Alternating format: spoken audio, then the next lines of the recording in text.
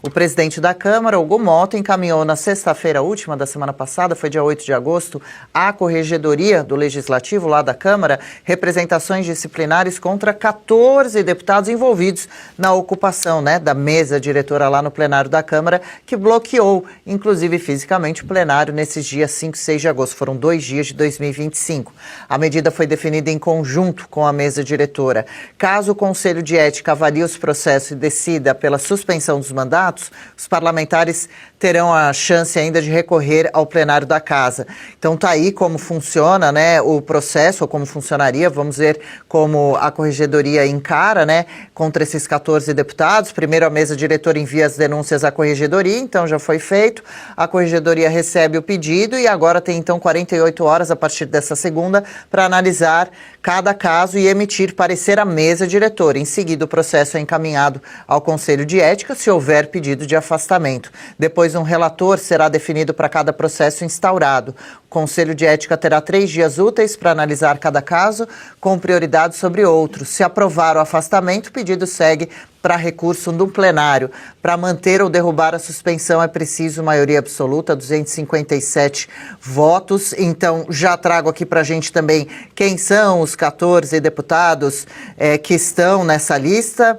Carlos Jordi, Nicolas Ferreira, Alan Garcês, Caroline de Tone, Marco Feliciano, Domingos Sávio, Zé Trovão, também a Bia Kicis.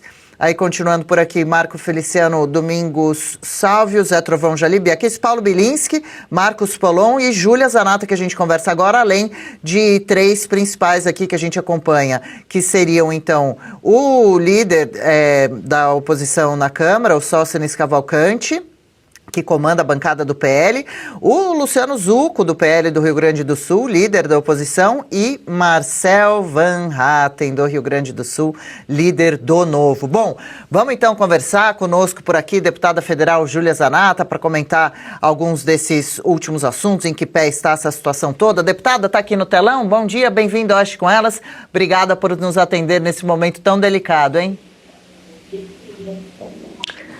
Bom dia às 3 meninas, Marina Helena, sendo que Helena é o nome da minha filha mais velha. Paula, Adriana, um prazer estar aqui com vocês. Prazer nosso. Sou Helena também, hein? Adriana, Helena, Marina, Helena e Paula Camacho. A gente sempre brinca que a gente é xará nisso. Então, mais alguma Helena agora para nos representar. Que alegria, que bom, viu, deputada? Desejamos desde já bastante saúde aí, felicidade para as meninas. Estamos lutando por isso também, pelas futuras gerações nesse nosso importante trabalho aqui no atual momento do Brasil. Deputada, como comenta a obstrução, as possíveis consequências dessa ação, no caso seu ainda com a participação da filha de colo?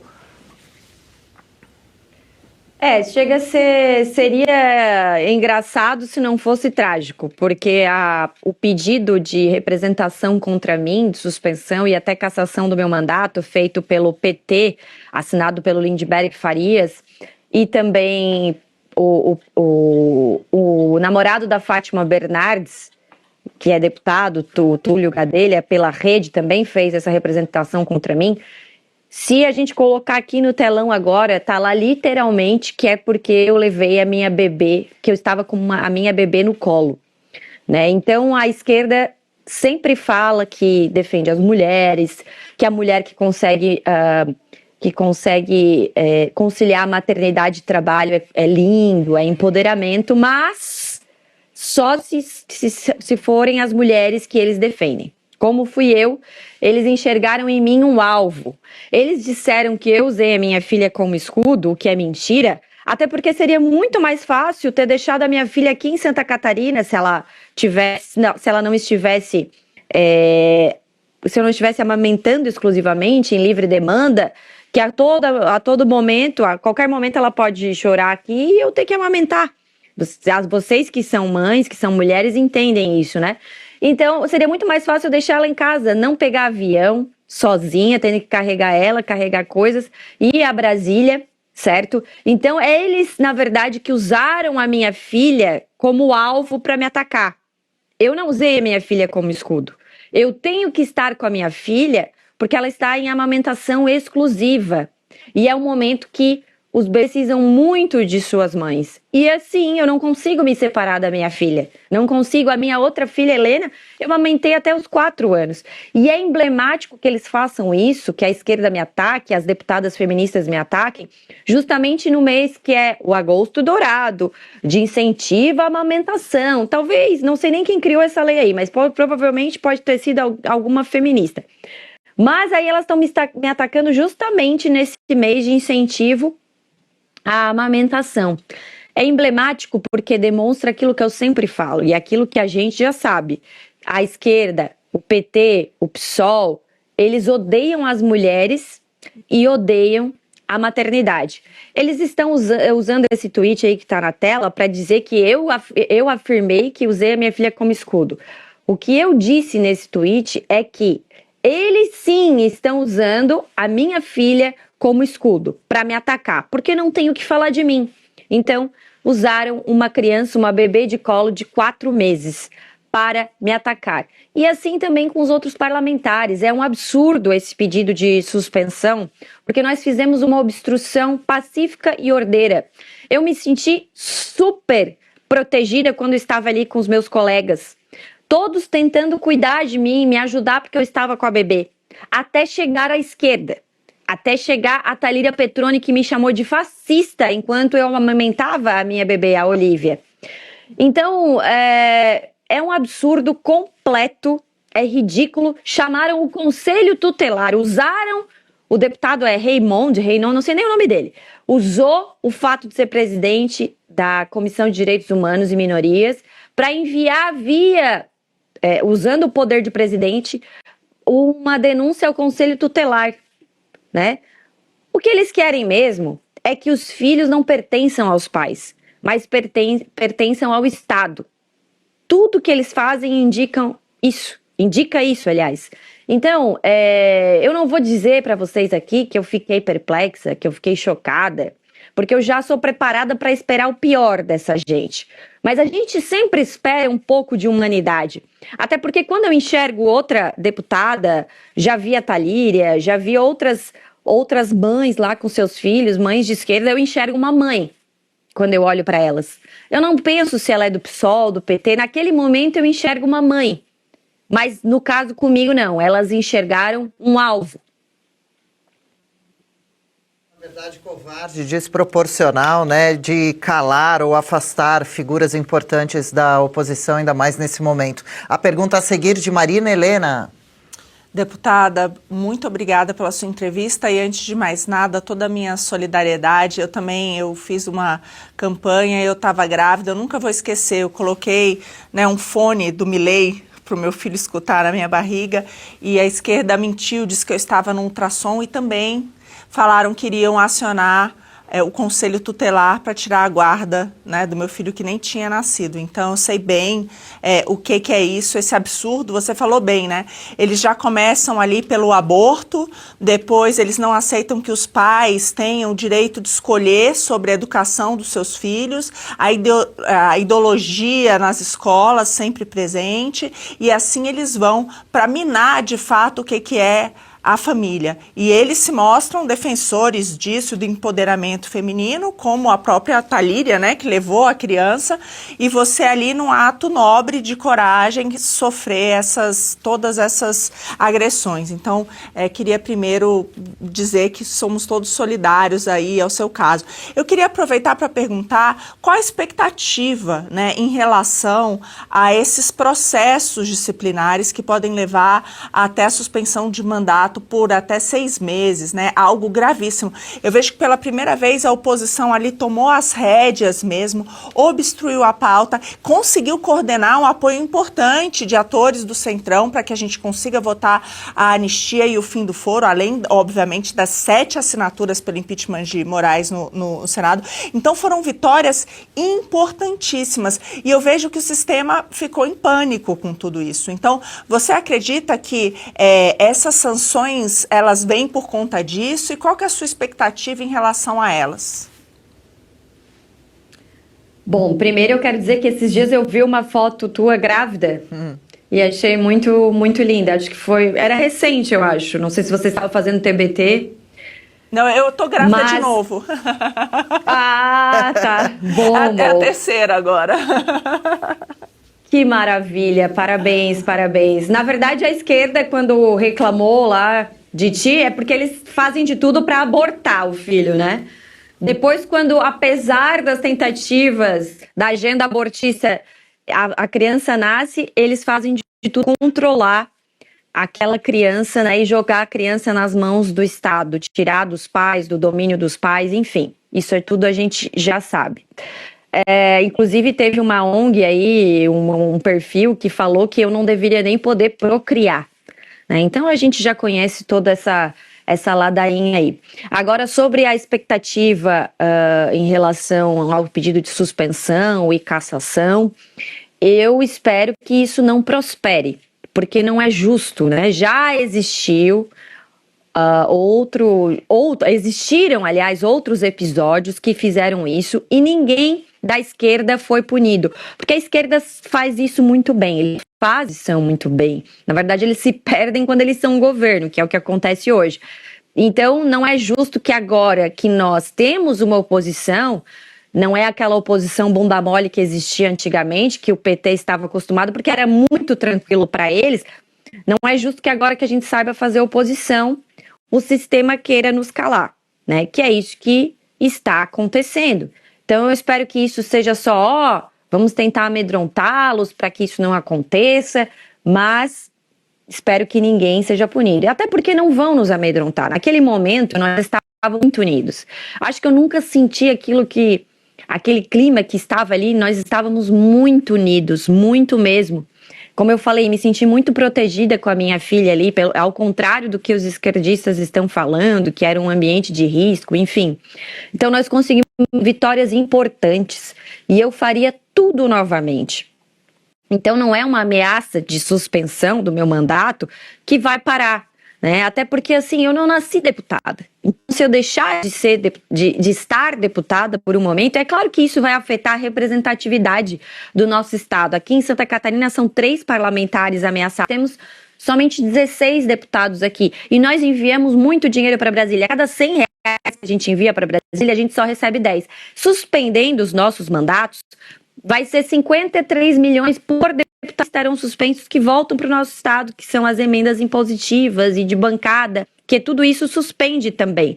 Então vai ser Brasília roubando mais uma vez dinheiro do nosso estado, roubando mais uma vez a nossa representatividade. Hoje, inclusive, o nosso governador Jorginho Melo se posicionou, porque isso realmente é preocupante para o nosso estado, para os nossos municípios, porque nós já somos subrepresentados e continuamos, porque naquele golpe que foi dado do aumento dos números de deputados, em que Santa Catarina ganharia mais 4, sem aumentar o número total de deputados, somente no remanejamento, né? Eles fizeram um acordão lá, deram 4 pra gente, mas aumentaram dos outros que iriam perder, ou seja, nós continuamos subrepresentados, além de ser um escárnio, um absurdo com a população brasileira como um todo por aumentar o número de deputados, né? Dessa vez, felizmente, o Lula vetou, não sabemos como que vai se comportar aí o Congresso Nacional quanto a isso.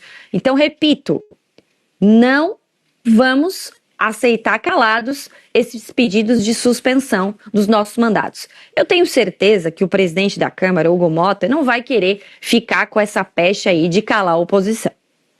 Mas por 6 meses, né, totalmente exagerada essa possibilidade, essa pena, é preciso mesmo não recuar nessa hora. E a oposição já tinha tentado muito, né, na discussão, na argumentação, ser ouvido, ser levado em consideração. Foi preciso realmente uma atitude mais enfática, né, atitude mesmo e não só mais fala. Muita gente pede isso, né, para os seus representantes, até mesmo, pode falar. Só para complementar, Adriana, o mais emblemático é o seguinte: nós temos mais de 300 assinaturas no requerimento de urgência da anistia. Então nós não estamos sendo ouvidos, não é uma questão de minoria. A oposição não está sendo ouvida. Tem que se respeitar. Se tem mais de 300 assinaturas, que se paute, deixe o plenário decidir se sim, se não. Se o Hugo Mota não quiser, ele que faça as articulações dele. E se a esquerda não quiser, que façam as articulações dele. Mas não pautar é sim uma falta de respeito com a maioria. da Câmara com a própria democracia. E outra, pautando a anistia, nós podemos resolver um outro problema, que é a questão do tarifaço do Trump, porque ele já deixou muito claro que se não tiver esse gesto, ele não vai recuar nas tarifas, e isso está prejudicando o setor produtivo brasileiro. Então nós precisamos sim dar essa resposta. Viver uma semana nova com as novas tarifas, fazendo uma avaliação aí, um balanço dos possíveis prejuízos. A seguir a pergunta sua agora, Paula Camacho. Bom dia, deputada. Obrigada pela entrevista. Deputada, é lamentável que você tenha passado por essa situação, né? Você levou a sua filha e os governistas ali atacando o seu ato, sendo que já tinham feito anteriormente, como já comentamos, a Thalita Petroni e a Manuela Dávila também já levou a filha dela para amamentar no Congresso, então é lamentável. Só que eu queria ir uma outra linha. Já que eles estão pedindo, né, pedindo para que você seja punida por ter feito esse ato, eu queria saber se o PL está fazendo alguma coisa para punir a Camila Jara, que agrediu o deputado Nicolas Ferreira lá nessa situação. Ela que negou inicialmente, mas depois teve um vídeo dela que caiu na internet, admitindo que havia agredido o Nicolas Ferreira. E isso é inadmissível. A gente não podemos admitir que tenha violência física lá no Congresso. O que os deputados, incluindo a senhora, estão fazendo em relação a isso? Bom, meu partido, o PL, já foi encaminhado pelo líder Sóstenes, pedido também de uma representação contra Camila Jara pela agressão que causou ao Nicolas, né? E na imagem, graças a Deus, fica muito claro isso, e depois ainda surgiu esse vídeo ali que alguém gravou, dela debochando, inclusive, do que foi feito, e ela se valendo da sua condição de mulher, dizendo, nossa, eu não podia ter feito isso, eu não conseguiria fazer isso, aliás, porque eu tenho 1,50 m não sei o quê, e 50 quilos, mas isso não a impediu de agredir o Nicolas, como fica muito claro naquela imagem que eles estão ali atrás do Gumota. Então, o nosso partido também buscou essa punição da Camila Jara, porém o Hugo Mota enviou 14 nomes para a mesa diretora, que já encaminhou à corregedoria, e nenhum desses 14 nomes, nenhum deles é a Camila Jara. Infelizmente, ele só mandou os nomes de oposição. Não sei se depois ele vai tomar uma atitude de enviar também o da Camila Jara, não quis mandar naquela leva com os nossos nomes, né? Então, veja bem, 5 nomes foram representados pelo PT, incluindo aí o meu nome. Eu, Marcel Van Hatten, Polon, quem foram os outros nomes ali? Zé Trovão, e teve mais um que eu não me lembro agora. 5 nomes. Eu também fui representada pelo marido da Fátima Bernardes, Túlio Gadelha, via rede. Então, mais uma representação contra mim. E também, depois ali, o Hugo Mota mandou 14 nomes, né? E o nosso nome também está lá, para a corregedoria, que vai decidir, como vocês explicaram ali, vai decidir, depois envia ao Conselho de Ética. Mas essa suspensão cautelar, ela é muito rápida se ela acontecer. E muito, muito, muito cruel, inclusive. Mas o nosso partido também fez em relação a Camila Jara. Eu também pedi, mas ainda não foi dado encaminhamento, que fosse feito em relação ao Reymonde, eu não sei dizer o nome do deputado do PT aí que chamou o Conselho de Ética na condição de presidente da Comissão dos Direitos Humanos, porque ele usou a sua condição de presidente da Comissão de Direitos Humanos para fazer uma representação ao Conselho Tutelar contra mim, né, por estar lá com a minha filha. E não teve deliberação do Conselho para isso. Então, nós estamos analisando para ver se caberia também uma representação aí contra ele. Sim, vou puxando os nomes aqui, então, da representação do PT, são Júlia Zanata, Marcel Van Hatten, Marcos Polon, Paulo Bilinski, Zé Trovão, seriam esses que a senhora isso, tentava Paulo lembrar, Bilinski, né? Esquecido. E já vou puxar aí o nome do Raymond também, que já estou levantando por aqui. Agora, saindo um pouquinho do assunto das possíveis punições, como que a oposição deve ser articulada daqui para frente para realmente conseguir que as pautas ali em discussão sejam pautadas? Teria acontecido mesmo um acordo? Será que a gente pode esperar a partir dessa semana? Estamos esperançosos para que sim, né? A discussão sobre fim de foro privilegiado e da anistia, além do impeachment de Moraes? Sim, houve. Na verdade, quando teve o acordo, que alguns líderes estavam ali conversando com os deputados, eu estava exatamente sentada na cadeira da presidência da Câmara, na cadeira de Hugo Mota, com a minha filha Olivia, né, amamentando. Então eu fiquei ali sentada, tem as imagens, inclusive imagens históricas que vão ficar para a vida toda. Eu não participei, não é que não participei, né, porque tudo que os meus colegas fizeram eu estava junto, mas eu não ouvi qual foi o acordo, mas o acordo foi o que foi passado pelo Nicolas, pelo Zucco, pelo Sóstenes, de que os líderes do Centrão estavam conosco para a votação da anistia. Então, nós estamos com a esperança de que isso aconteça. Mas me surpreendeu a fala do Hugo Mota ontem, no Twitter, no X dele, que ele disse, o vídeo do Felca nos dá espaço para pautar os projetos que tem na Câmara dos Deputados sobre a questão das redes sociais. Então, eles estão usando esse vídeo do Felca para dizer que vão pautar coisas sobre as redes sociais que vão proteger as crianças. Essas pessoas que estão falando, elas nunca se preocuparam com a erotização das crianças. Fomos nós de direita que sempre nos preocupamos.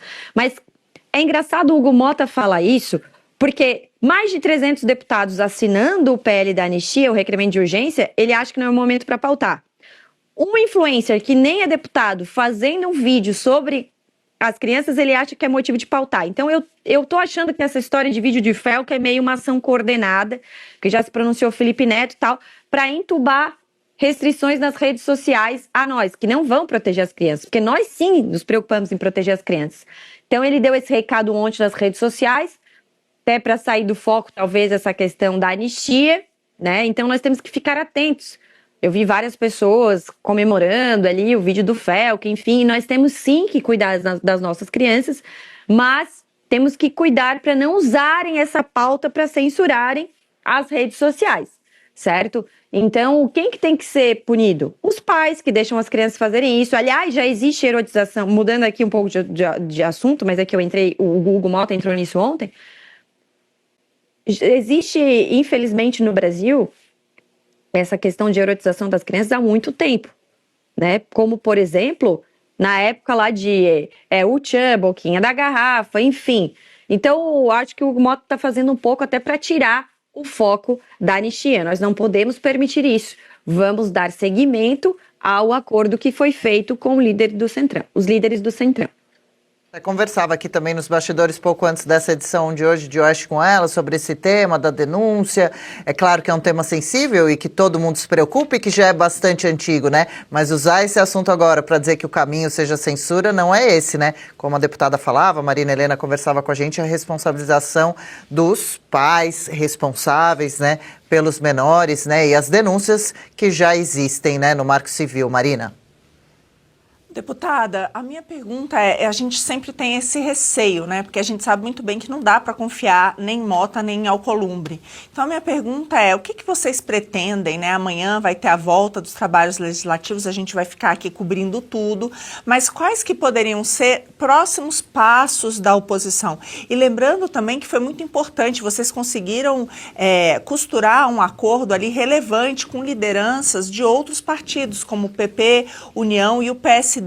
Então, quais que são, como que vocês vão fazer para que isso vá em frente de fato e o que nós, população, também podemos fazer para pressionar? Obrigada. Lembrando também que sobre essa questão de crianças ali, que o STF, o Gilmar Mendes, Alexandre de Moraes e Edson Fachin e Carmen Lúcia votaram para derrubar uma lei do Amazonas que proibia a entrada de menores em parada gay, né? Então, você percebe que essa questão de regulamentar as redes sociais para que crianças não estejam vulneráveis à erotização, porém, para ir em parada gay, para fazer transição de gênero, tá tudo certo. Quem está nos assistindo, precisamos também focar nesse tema essa semana. Eu acredito que essa semana vai ficar focada na questão das punições, né, aos que participaram da ocupação na mesa. Então, creio eu que essa semana não tem clima, eles, aliás, não criaram o clima necessário, vão ficar focados em ameaçar a gente, em punição, essas coisas, até porque tem os prazos ali regimentais. A corregedoria tem tanto tempo para mandar para o Conselho de Ética, o Conselho de Ética tem 72 horas para tomar alguma decisão sobre a questão da suspensão. Creio que essa semana vai ficar nisso, mas o nosso líder Sóstenes, o líder que é do PL, né, o líder do Novo, o líder da oposição e da minoria, vão sim cobrar a palavra dada pelos líderes dos partidos que você citou, União, PP, PSD, enfim. Paula, cabe mais uma. Rapidamente, deputada, se o Hugo Mota se recusar realmente a pautar a anistia, que é um clamor da população e ali da maioria da oposição, e inclusive agora tem o pessoal do Centrão que está aderindo à pauta, não pode ser feito nada contra ele, como, por exemplo, alguma punição ou algo, ou um crime de responsabilidade, porque é responsabilidade dele pautar a necessidade do povo. Pode ser feito alguma coisa contra isso? Olha, eu entendo que regimentalmente não cabe, porque se você ler o regimento interno da Câmara dos Deputados, fala que é uma centralização de poder absurda na figura do presidente da casa, né? Inclusive diz ali no regimento que o presidente da casa ouvirá os líderes partidários para fazer a pauta do plenário, enfim. Porém, esse ouvirá os líderes, ele não é vinculante, não quer dizer que porque os líderes querem algo que ele é obrigado a fazer. No fim das contas, ele só faz o que ele quer, certo? E assim também com os presidentes das comissões, certo? Que detêm também esse poder de fazer a pauta. Então, o que a gente pode fazer é cobrar, obstruir, como a gente fez, né? Fazendo gestos simbólicos lá, de sentar na cadeira, enfim, de maneira pacífica e tal. Por isso que se apavoraram tanto, porque foi algo que nunca tinha sido feito por conta da oposição, porque a gente sempre respeita muito e tal, mas chegou num ponto de que, para ser ouvido, a gente precisou fazer aquilo de maneira pacífica, enfim, por isso que a petezada, a esquerda se apavorou, porque eles sempre fizeram isso a vida toda, era lindo, maravilhoso. Mas quando a gente resolveu fazer, daí não. Mas se você pensar regimentalmente, o poder de fazer a pauta é do presidente. Também, né, deputada Alcolumbre, dizendo que nem com o número de assinaturas, contando com a dele, se tivesse, fariam com que ele pautasse o pedido de impeachment de Alexandre de Moraes para ser discutido. A gente fica imaginando quanto ele não está no consórcio ligado também ao executivo mais alto, né, presidente da casa ali do Congresso. Aí a gente vê o Hugo Mota também bastante tímido em suas decisões, com pouca coragem, com pouca firmeza. A partir de hoje teria que demonstrar ali novamente o seu poder e possivelmente pressionado pelos governistas a punirem, né, vocês a princípio, mas não vai cair também essa pauta, essas decisões a seguir nas mãos do Supremo Tribunal Federal, né? Não sei se a senhora chegou a acompanhar aqui o nosso começo de programa, falando sobre algumas matérias internacionais, repercutindo no mundo inteiro a situação do Brasil, os abusos do Supremo, especialmente do ministro Alexandre de Moraes. Como vê essa falta de divisão, né, de independência dos três poderes mais importantes do país, tão misturados, tão contaminados? Na verdade, voltando ali à questão do que poderia fazer, agora nós temos que usar o nosso poder político, né? Por exemplo, recentemente, quando a gente estava coletando as assinaturas para o impeachment de Alexandre de Moraes, uma senadora de Santa Catarina, que é a dona Ivete Apel da Silveira, viúva do ex-governador Luiz Henrique da Silveira, ela virou senadora porque ela era suplente do Jorginho Melo, eleito pelos conservadores, bolsonaristas catarinenses, virou governador, né? E ela virou senadora. Além disso, o MDB está no governo do Jorginho Melo com secretarias importantes, infraestrutura, a da agricultura, enfim, FESPORT. O que eu fiz? Eu fiz um vídeo dizendo, MDB, ou vocês estão com o Lula ou estão com o Jorginho. Não adianta jogar o jogo lá e jogar outro jogo aqui em Santa Catarina. Nós não vamos aceitar. Fiz esse pronunciamento nas minhas redes sociais, explodiu. Outros líderes do PL também começaram a cobrar. No outro dia, recebi ligações de deputados que eu até respeito do MDB, né? Porque não é contra o partido, mas assim, ou vocês estão aqui ou vocês estão lá. Não adianta jogar os dois jogos. Resumindo, ela assinou. certo? Nós temos hoje, por exemplo, o governador de São Paulo, que é do Republicanos. É o mesmo partido do Hugo Mota. Então, se o Hugo Mota fizer isso, der esse encaminhamento que está dando de punição, se eu fosse de Tarcísio, eu sairia imediatamente desse partido, até porque ele pode sair. Ele pode sair porque o governador pode trocar de partido quando quiser. Então, se isso for dado, esse encaminhamento de punição, né, a gente tem que usar o nosso poder político.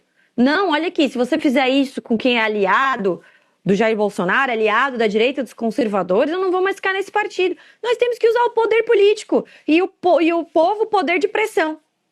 Isso, por isso que continuaremos por aqui acompanhando dia a dia, né, nessa semana especialmente com o retorno dos trabalhos na Câmara. Obrigada, deputada Júlia Zanatta, pelos esclarecimentos. Estaremos acompanhando o seu caso também. Boa sorte com os bebês, com os filhos aí também no cenário político, né, nas próximas atuações. Sempre o microfone aberto aqui em Revista Oeste para você. Até uma próxima. Muito obrigada meninas pela oportunidade de estar aqui com vocês, estou sempre à disposição, fiquem com Deus. Igualmente, fique com Deus também, um grande abraço, boa semana. Legal, gostou desse corte? Estamos ao vivo de segunda a sexta-feira, das 10 ao meio-dia no YouTube da Revista Oeste. Eu, Marina Helena, Adriana Reide e Paula Camacho analisamos as principais notícias do dia. E siga as nossas redes sociais, @oestecom.elas.